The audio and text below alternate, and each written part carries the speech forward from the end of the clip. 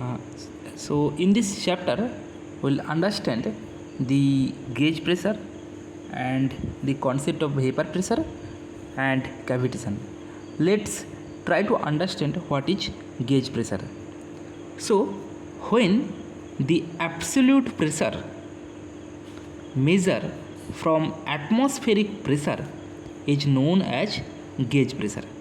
So when the absolute pressure measure from atmospheric pressure is known as gauge pressure. So if the absolute pressure is more than local atmospheric pressure, then it is known as positive gauge pressure. So remember, when the pressure is above the atmospheric pressure, it is known as positive gauge pressure. And if the absolute pressure is less than the atmospheric pressure, then the gauge pressure is known as negative gauge pressure. So this is, here there is a positive gauge pressure and there is a negative gauge pressure. That is, so negative gauge pressure is also known as vacuum pressure. Okay, they may be positive gauge pressure, so there may be positive gauge pressure, there may be negative gauge pressure, but there cannot be negative absolute pressure. Gauge pressure are defined by local environmental pressure, so gauges are calibrated as per their local environment. So this is all about the gauge pressure. Okay, now we'll try to understand what is one question. It is previous year GATE question, important question. So the pressure gauge G1 and G2 installed on the system shown pressure of Pg1 that is equal to 5 bar and Pg2 that is equal to 1 bar. So the value of unknown pressure, you have to calculate what is the value of this pressure. So here the outside pressure, that is P atmospheric pressure, that is 1.01 bar, and here there is pressure G2 pressure, and here that is G1 pressure. So the pressure will be, so if you want to calculate the absolute pressure of G2, so absolute pressure of G2, that is atmospheric pressure plus Pg2. So what is the atmospheric pressure? That is given 1.01 bar. So 1.01 plus 1, that is equal to 2.01 bar. Now absolute pressure of G1, so what is that pressure? So that is equal to Pg1 plus P absolute, that is 5 plus 2.01, so 7.01. So this is the answer. So here pressure that is equal to 1.01, this is the atmospheric pressure, and here 1 for Pg2 1 bar and Pg1 5, so here 5, so this is equal to 7.01 bar. So this is the answer. Now we'll understand the vapor pressure. So it is the saturation pressure exerted by the liquid vapor on the liquid surface at a given temperature. Okay, so it is the saturation pressure. So this is very important, exerted by the liquid vapor, okay, at a given temperature. Okay, each liquid have its own vapor at given temperature. So if the absolute pressure of the liquid become less than vapor pressure of the liquid at a given temperature, the liquid boils or evaporate. So this is important concept. So here if the absolute pressure of the liquid become less than the vapor pressure of the liquid at the given temperature, then the liquid boils or evaporation happen. Okay, so this is the concept of vapor pressure. Now we will understand the cavitation phenomena. So what is cavitation? In fluid flow, if the absolute pressure of the liquid becomes less than vapor pressure of the liquid at a given temperature, then what happen? Then the vapor bubble are formed.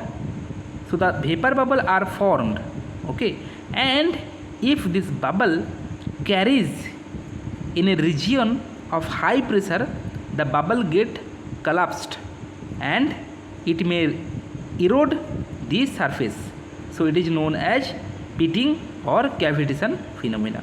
So this is the concept of cavitation. Okay, so where we see the cavitation effect? At the suction side of the centrifugal pump, exit of the reaction turbine, siphon, etc. Okay, so consider this is one system here, and there is one fluid inside this closed system, and there is a piston on that fluid. So if you try to move this piston to the outer direction, then the vapor pressure is created on that region.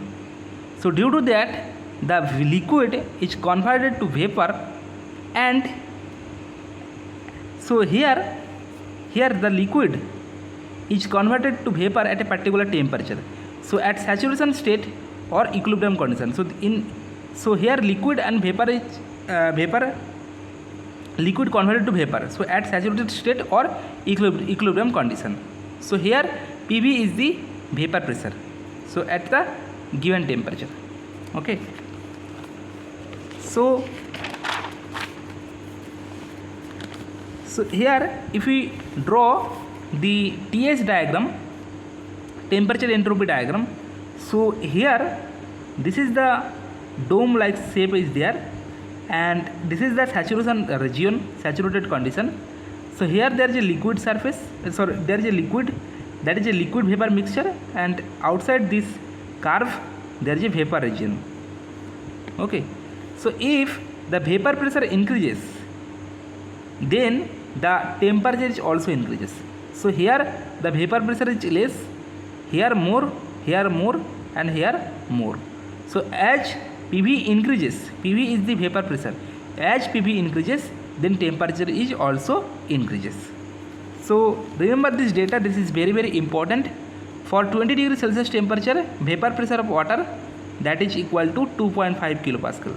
So at 2.5 kilopascal and 20 degrees Celsius temperature, the liquid is converted to vapor, that is boiling or evaporation happen at that pressure.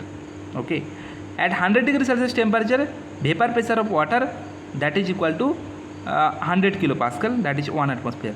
So we know that, so boiling happen at 1 atmosphere pressure at 100 degrees Celsius temperature. But here if the vapor pressure decreases, then the temperature is also decreases. Okay, now for gasoline, at 30 kilopascal it starts evaporates at 20 degrees Celsius temperature, and for 20 degrees Celsius temperature, vapor pressure of mercury, that is equal to 0.17 kilopascal. So this is very very less. Okay, so the vapor pressure of mercury is very very less. So due to that, the mercury is used on the thermometer, because the vapor pressure is very very less. Okay, so remember this information. Now, so here this is a zero pressure, and there is a atmospheric pressure, that is 100 kilopascal, we know that. So above this pressure, this is known as gauge pressure, and below this is a positive gauge pressure, and below this pressure, that is the vacuum pressure. So vapor pressure of gasoline, that is 30 kilopascal, vapor pressure of water, that is equal to 2.5 kilopascal, and vapor pressure of Hg at 20 degrees Celsius temperature, that is 0.17 kilopascal. Now this is the converging diverging nozzle, and Q is the flow rate, that is water is coming in this direction and going out from this. So in that region the area is decreases gradually. After that there is a minimum area, and then the area is increases. Okay, so we know that Q equal to AV for incompressible fluid. So Q equal to A into V. Okay, so as area decreases, then velocity will increase. Okay, so here the velocity will be maximum because area is minimum, and after that the area increases, so velocity decreases. Okay, so if we apply the Bernoulli equation, we know that P1 by rho g, so this is omega, P1 by omega plus V1 square by 2g plus Z1, that is equal to P2 by omega plus V2 square by 2g plus Z2. Okay, so here in that region, here P1, so consider here the point is 1, okay, and here the point is 2. So point 1, as pressure, as volume velocity increases, that means here pressure decreases. So this point, so where the area is minimum, the pressure is also the minimum from Bernoulli equation. So Z1 and Z2 are same, so that is cancel out. So as P decreases, velocity increases, here velocity decreases, so P must be increases. So here the pressure will be maximum. Okay, so here the pressure converted to velocity. Okay, thank you.